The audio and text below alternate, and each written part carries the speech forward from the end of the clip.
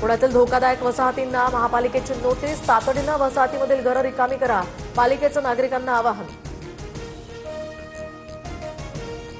नागपूरसह विदर्भाला आज आणि उद्या उष्णतेच्या लाटेचा इशारा. अकोला, अमरावती आणि वर्ध्याला तापमानाचा रेड अलर्ट, तर उर्वरित जिल्ह्यांना हवामान खात्याकडून ऑरेंज अलर्ट. नागपुरात 8 दिवसात 36 अनोळखी व्यक्तींचा मृत्यू. उष्माघातामुळे मृत्यू झाल्याचा संशय, तर डेथ ऑडिट रिपोर्टमध्ये मृत्यूचं खरं कारण समोर येणार. मात्र वाढत्या उन्हामुळे आरोग्य यंत्रणा अलर्टवर. पिंपरी चिंचवड गोळीबारात आता सिद्धू मुसेवाला कनेक्शन उघड. उत्तराखंडच्या हरिद्वारमधून विष्णू यांच्या 3 शूटर्सना बेड्या. 2 कोटी रुपयांच्या खंडणीसाठी कट रचल्याची माहिती. धाराशिव, हिंगोली, येवल्यामध्ये जोरदार पावसाची हजेरी. अचानक आलेल्या या पावसामुळे नागरिकांची तारांबळ. धाराशिवमधील अनेक भागात विद्युत पुरवठा खंडित.